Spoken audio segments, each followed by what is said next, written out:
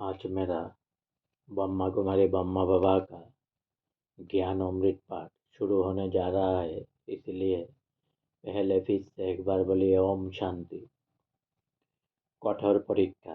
बाबा के उत्तर से दुख तो हुआ, लेकिन बाबा की आज्ञा मानकर इस अनुमानित खुशी में रहने लगा कि 6 महीने बाद ही सही बाबा की गोद में अवश्य जाऊंगा।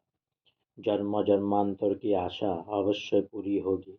जीवन धन्य हो जाएगा। आखिर बहुत दिन आ ही गया। लेकिन मेरी आशा की पूर्णता से पहले मुझे एक अप्रत्याशित कठोर परीक्षा का सामना करना पड़ा, जो निम्नलिखित है। मैं जिस पार्टी के साथ मधुबन गया था, उसमें 4 भाई थे।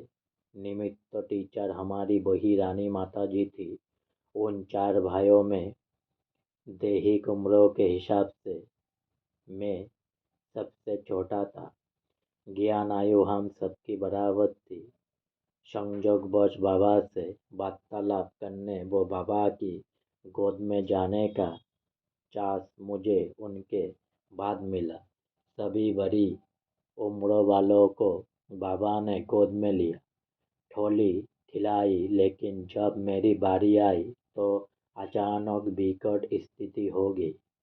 हुआ यूं कि बाबा ने मुझसे अनेक बातों की जानकारी वैसे ही ली जैसे कोई बहुत दिनों के बाद मिलने वाला पिता अपने पुत्रों से लेता है।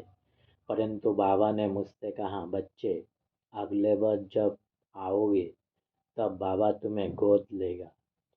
प्राणेश्वर बाबा के मुख से निकले वाला यह वाक्य उस भारी पत्थर के समान साबित हुआ, जिसके एक ही प्रहार से गोद में जाने के सपने रूपी मेरा शीश महल चकनाचूर हो गया। मुझे लगा मानो मुझ पर वज्रपात हो गया हो और मैं दहाड़ मारकर चिल्ला उठा। जिस बाबा से 5,000 वर्षों के बाद मंगल मिलन की उम्मीद थी, उस उम्मीद पर पानी पीने पीने की कल्पना मात्रों से मैं फूट फूट कर रोने लगा। मेरी स्थिति उस अबोध बच्चे की तरह थी जिसके अति प्रिय खिलौने को उसके हाथ से छीनकर किसी ने बहुत दूर फेंक दिया हो। मेरे हृदय पर वैसा ही आघात लगा था जैसा कि मेहनती आदमी की जीवन भर की संपत्ति छीन जाने पर लगता है। थोड़ी ही देर में मेरा दम चलने लगा। मेरे कपड़े आंसुओं से भीग गए। मेरे ऐसी स्थिति देख बाबा ने तुरंत सभी को कमरे से बाहर जाने को कहा। सभी बाहर चले गए और बाबा ने मुझको हाथ के इशारे से चुप हो जाने को कहा शुरू कर दिया। लेकिन यहाँ तो सब्रों का बांध ही टूट चुका था। रोते रोते मेरा हाल बेहाल होने लगा था।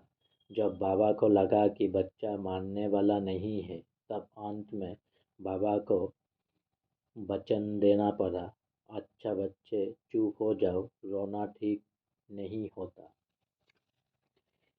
है। बाबा तुमको अभी गोद लेगा, शांत हो जाओ। बच्चे शांत हो जाओ। मीठे बाबा की यह अमृतवाणी रेगिस्तान की तपती दोपहरियों में तड़पते जीभ पर मानो जीवनदायी शीतल फुहार थी।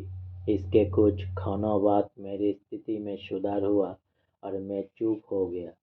आज मेरा ब्रह्मा कुमारी ब्रह्मा बाबा का ज्ञान अमृत पाठ यहीं पर समाप्त होता है। तो इसीलिए फिर से बोलिए ओम शांति।